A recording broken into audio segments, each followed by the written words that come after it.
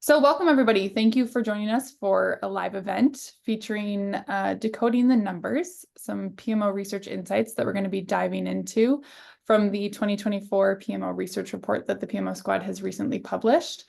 My name is Rachel Hentress. I'm the Director of Sales and Marketing here at the PMO Squad. I'm joined today by Joe Pusz, the CEO, and our friend, Stuart Easton, over the pond with TransparentChoice is our guest speaker today. So excited to have both of you here today to dive into some of these statistics from the research report that I just discussed. If you haven't seen the PMO Squad's latest research, this is the 2024 PMO research report where we covered things related to PMO people and processes, PPM technology, and what we've been talking a lot about here at the PMO Squad, organizational project delivery. So if you haven't checked that out, the URL here is on the screen, but it will also be included in the follow-up email with the recording of today's live event.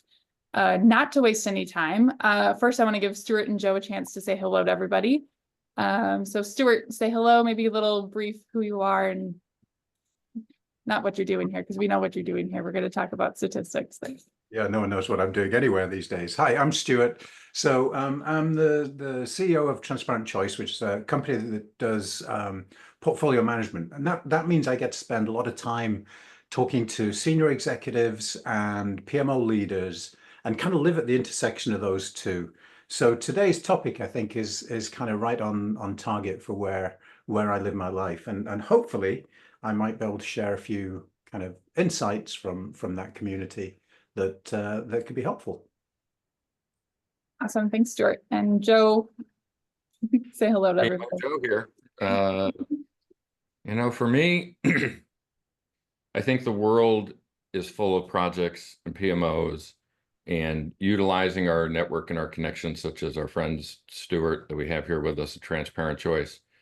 Stuart and I were just together in Saudi Arabia, meeting thousands of people from around the world, and seeing people from all over the world in our chat here.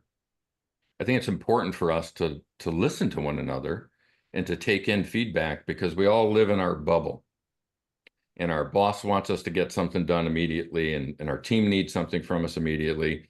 And we don't have enough time to just listen to see how we can get better from others. And I really enjoy these types of sessions with others like Stuart joining us here, because we get different perspectives. We're able to just stop for a minute, listen to others, and then evaluate to see what makes sense for us. So I think today is going to be a good. And to hammer that home, Joe, about 2 months ago, you and I had a conversation where you said something along the lines of, in the Middle East, they are so mature, they're so far ahead of us in terms of PMO, and it sounded amazing. I just happened to be talking the very next day to someone who's kind of central, spider at the center of the web in the Gulf region, right? Mm-hmm. And he said to me, completely unprompted, "Oh, I really wish we could do what they do in the States, right? Because they're so far ahead of us." And I think the message from that is absolutely, we're all finding our way, right? And so listening and learning and doing that on an international basis, we can all learn from each other. So so on that note, I'm hoping that you're going to jump in and put your comments in the chat as well, because there's no monopoly on, despite Joe's kind of Aristotelian looks, right? There's no monopoly on wisdom here. That's for darn sure. Yeah. Yeah, and I guess to that global point, the research report that we did publish was a global report, and so the statistics found in that we'll cover today are from a global point of view. So without further ado, let's get started with the first insight. This was one of the top insights from the report that we had, and it's 70% of project professionals cite they don't have a formal process to assess and measure the value of their PMO. So I'm going to let that sit, and I'm going to turn over to, let's just say, Joe, to kick it off with you to talk about what does that tell us? Yeah, I think when we got the data and we were going through it, and this stat obviously jumped out to us, the first thing that kind of I thought of is like, why is that the case? PMOs are just failing miserably, right? If we can't measure value, then we must not be performing. But then as we got deeper and deeper into the research and the OPD journey started to come to light, what I recognized was organizations just haven't built the capability yet. So it's not that the PMO is failing because they're not being able to measure their value. It's that the organizational component, the organization hasn't gotten mature enough. And the example I think I use that is kind of global, everybody can understand, is baseball. When we start out playing as little kids in T-ball and Little League, there's different expectations than when you play in high school, and then different expectations when you play at university, and then different expectations when you play professionally. So you travel this journey, and if you're playing Little League, the coaches may want you to hit home runs and throw curveballs and make diving plays and be an all-star. But the expectation is just to have fun and see if it grows as a sport for you. If we think that the T-baller can perform like the major leaguer, we're going to be disappointed because they can't, and we're going to think they've failed. But the reality is the capability of the T-baller, the little leaguer, isn't the same as the major leaguer. So we shouldn't have the same expectations. So to me, this 70% is saying, do we have a capability problem? Are we looking at organizations that are still playing Little League baseball with PMOs and wanting them to perform like major leaguers? And what we need to be able to do is help the organization get better, to get promoted into high school baseball and then university baseball and then eventually the major league. So for me, this one is a stat that I say we got to dig deeper and we got to learn how it impacts the organization. Stuart, what's your thoughts on that?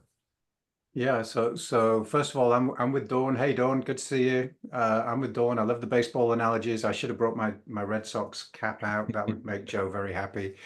But so here's the thing. When I saw this number, right? So there's another statistic. I think it was from ESI or something like that. That 75, 78%, somewhere in that region, of PMOs are called into question, right? I wonder if it's a coincidence that those numbers are actually pretty close to each other. So it's not a question of whether you should be playing, for me, there's that maturity question, yes. But there's something here about if you're not measuring value, if you don't know what value is for your executives, then you can't be communicating value to executives. And so they're going to assume you're not adding value, right? If they're not being, if that value is not being communicated somehow, right? It could be through your actions or maybe a report or whatever it is. But if the executives aren't perceiving that value, then they're going to assume perhaps there is no value.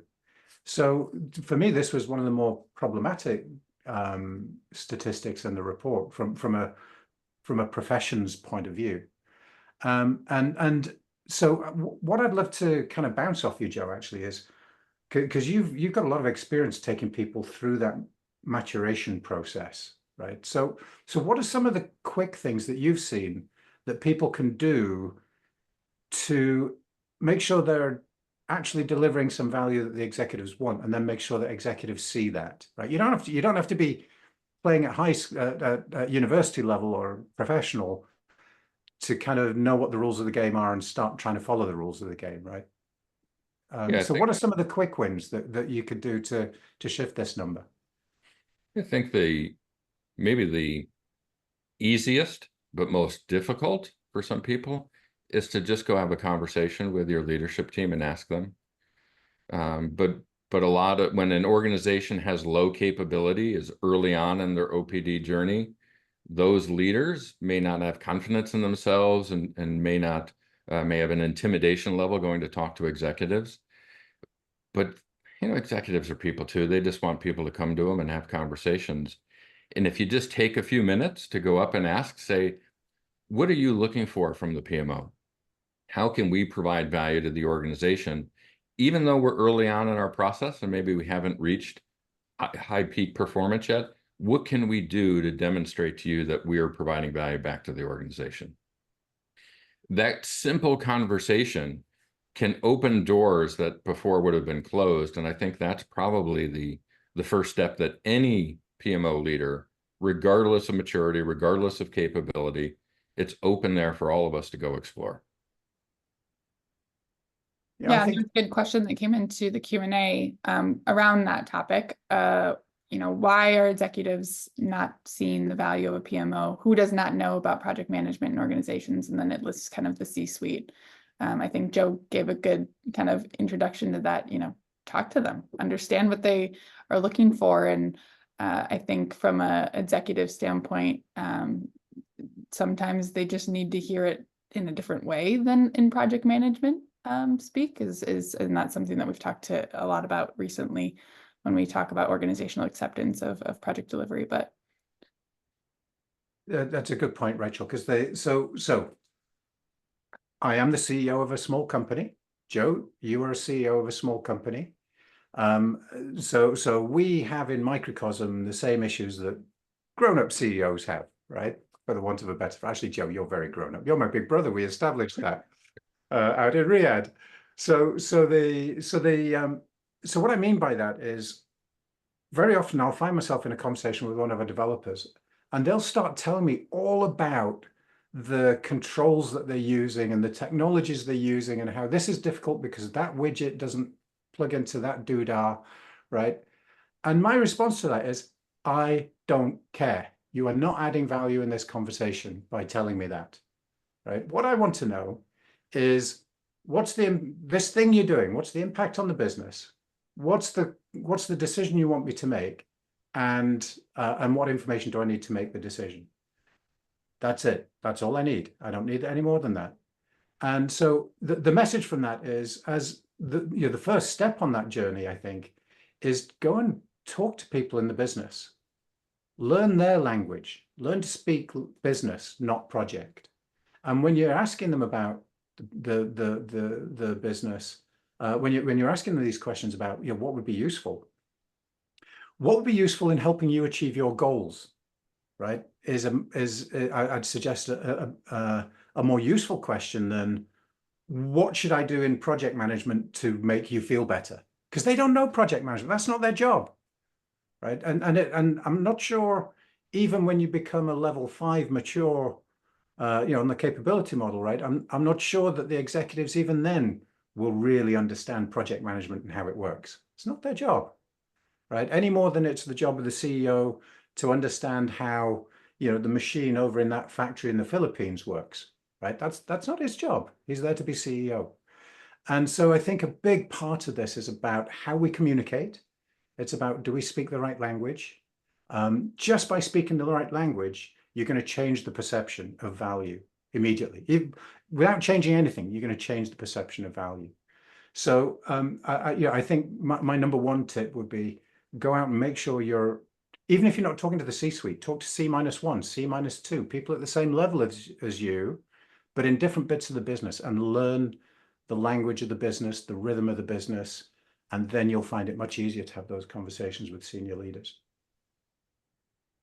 Yeah, and I think that's a good, segue into insight number 2. So I'll put that up on the screen for everybody to see. 40% of PMOs are involved in strategic planning. Should that be 100%? Stuart, what do you think? This is a tricky one, because you're sort of a little bit hogtied with this one by the definition of PMO. So what is the PMO? Joe, we were just out in Saudi and out there. If you're government funded, the law says you have to have a PMO, but you also have to have a VMO, Value Management Office. So it's so out there, it's the VMO that would be involved in the strategic planning, and they're kind of the bridge between the PMO, and the PMO is much more about project execution than it is about the kind of portfolio management and planning piece. So in that, so out in Saudi Arabia, the answer is no, they shouldn't, because there's somebody else. They've got a different name. I would put it all in one organization, but that's me. There's someone else who's doing that job. I think the key thing is that somebody is the glue that's joining together the strategic goals of the business and what's deliverable, right? That's the bit that's really important, is joining together. What are we trying to achieve, and what's deliverable? What's the best combination of projects in what order to get that maximum value delivered? And so if you've got someone being that bridge, it doesn't really matter whether they're called a PMO or not, so long as you have someone in that role thinking, translating, and building the bridge. I don't know, Joe, would you agree with that? Do you think, it's the PMO squad, so it kind of says it on the tin, right? Yeah, I always struggle with this because we try to be neutral in the comment, right? Because when I see this, I always put the word only in the beginning of it, right? But we can't because it's a research report and the data is the data and you interpret it your own way. But when I look at this, I go back to OPD and in that journey, we had 51% of the respondents of this survey who were either in ad hoc or standardizing. So more than half the respondents are really at the beginning of their journey in project delivery at the organization. And because of that, if you're fighting to just get standards put in place, in my opinion, you don't want to be involved in strategic planning because you're never going to be able to deliver on those outcomes for the organization. And then you're going to be stacked with failures and you're going to probably be exited soon afterwards. So it's important to understand your place on the journey and what capabilities you have as a PMO so that you don't bite off more than you can chew and end up hurting yourself because you're trying to do the right thing. Should a PMO be involved in strategic planning? Generic answer to that is, of course, yes. We want to deliver strategic initiatives for the organization. Follow-up question to that is, are we ready to do that yet? And if the organization isn't ready and the PMO is still trying to get us to do weekly status reports or to be able to build a risk log that people adhere to or to get resource requests approved, that capability is still not there, right? So for me, only 40%, way too low. But we have to help organizations get ready before we hand off that responsibility to the PMOs to get involved in strategy. So it needs to be better, but that just means we have to put work up front to get the PMO ready to take on that responsibility. And I think that I like what you said there, Joe, and it ties directly into what we were talking about a minute ago, right? Because if you're going to the executive team and you're asking them, what's the biggest pain that you have, right? And from the point of view of executing your strategy, if they say it's the strategic planning, then I'd suggest you need to actually get your arms around that pretty quickly. But in most cases, if you're really at that low level of maturity, then the feedback you'll probably get is, I need some kind of basic reporting and visibility and understanding and that first. So that discussion that you have with your executives, it'll lead you down that path, right? Yeah. And it will lead you to the point where you are somehow involved in that strategic planning process to a greater or lesser degree. And to get to high performance, you have to be at the table, or somebody has to be that bridge, right? You need to have a functioning bridge between the strategy team and the execution team. But if you ask that question of your executives, like we were talking about a minute ago, then they will lead you on this journey because they may not understand project management, but they do understand what's not working for them, and that will probably map very directly in the early days to basic project execution and control, and then you can start thinking about the higher order capability within the PMO. We've had many clients who start off in the executive, we're talking to them and they say, I don't know what we need to do. I just know we need to do it better. Right. And it's up to us. The way we talk about this is that we're the tour guide. The PMO leader is the tour guide that leads the organization and the executives through this journey. So they know the outcomes they want at the executive level. To your point earlier, they don't need to know how to do that. Right. The same way they don't need to know how an invoice gets processed or how an HR decision is made. But they're the visionary, right? We're the tacticians and the execution team that has to go deliver.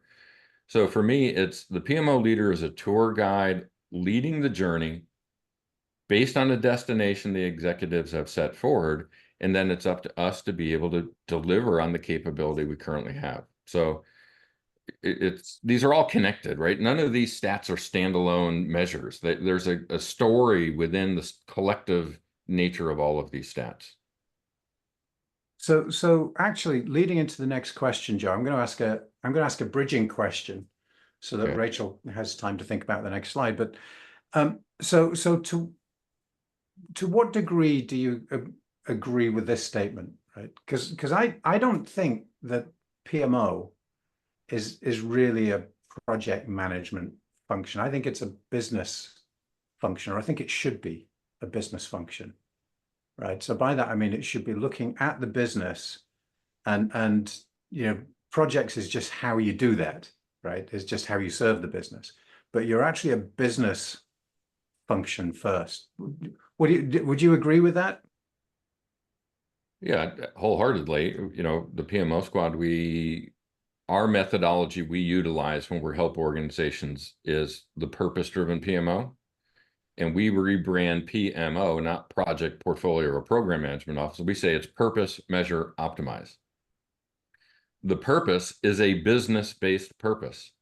We intentionally are not using a project industry term in the P section of that, because the goal is to be able to have a business outcome, right?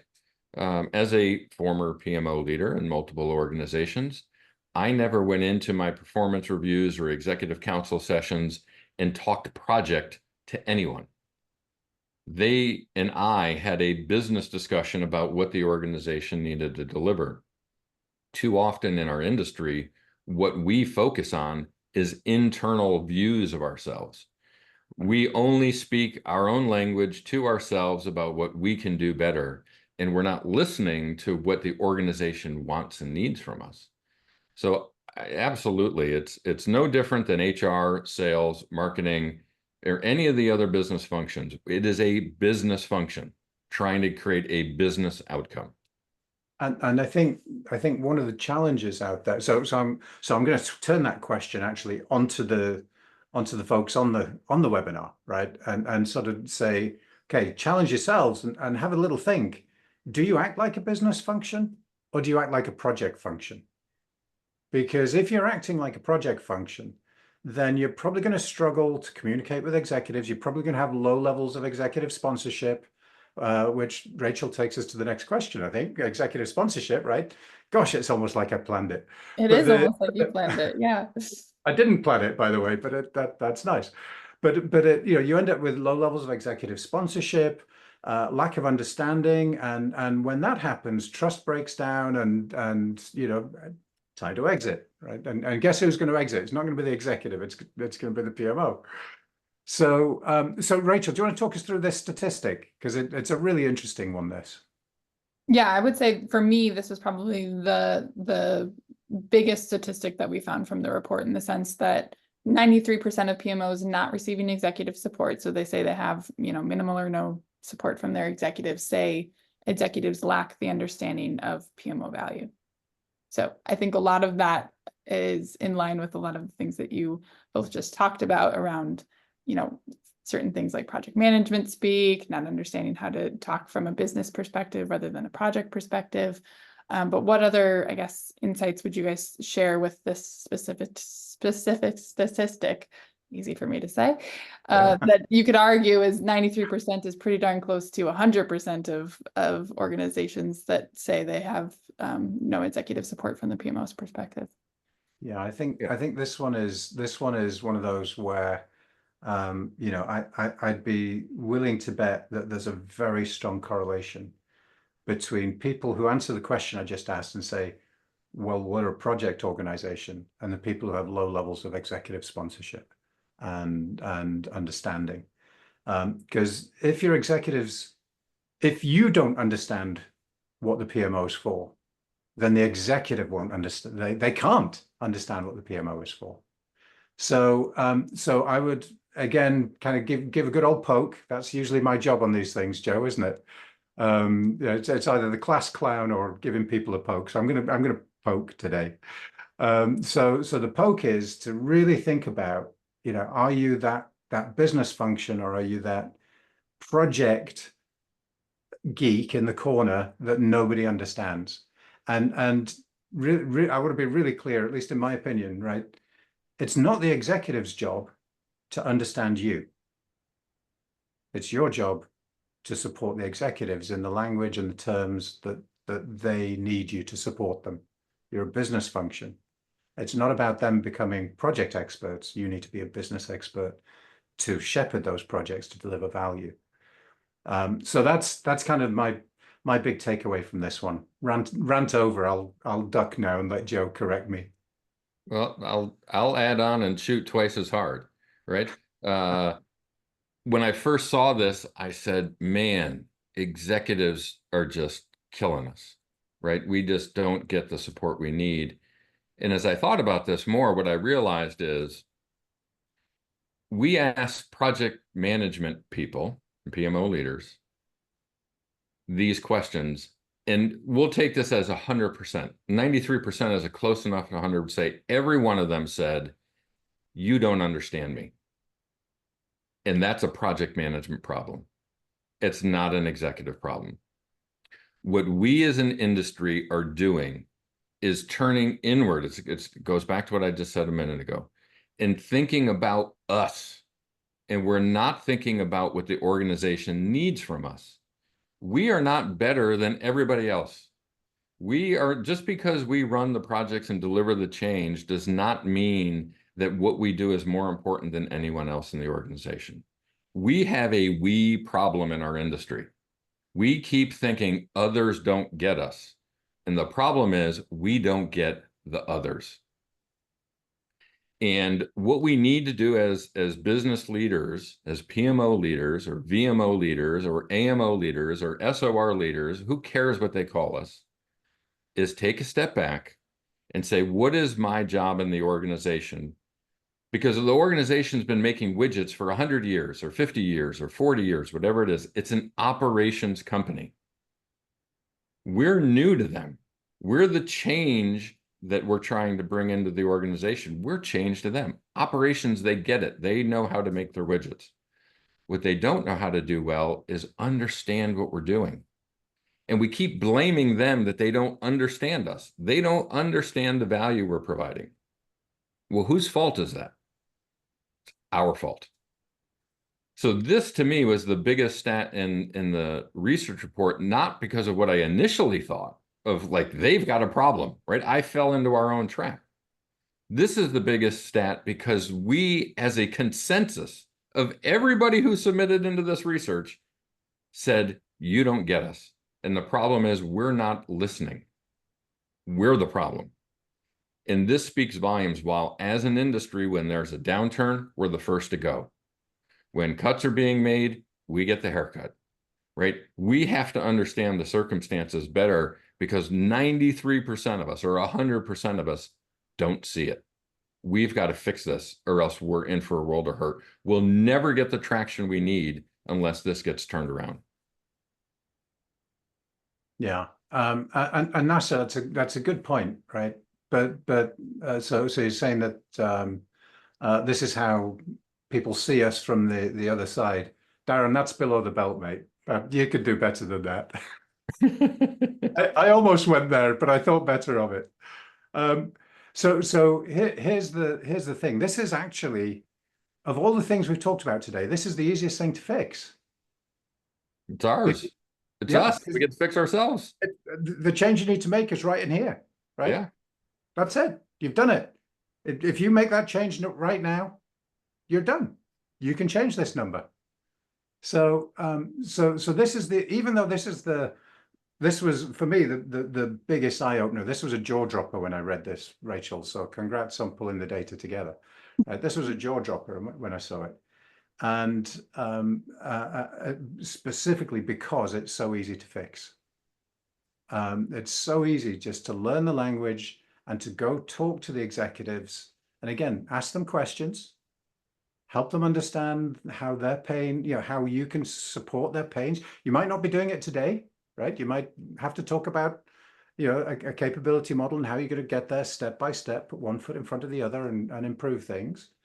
In fact, that's the best way of doing it, is doing it kind of iteratively. And I think, rather than trying to come up with one great big plan and, deliver everything all at once, doesn't tend to work.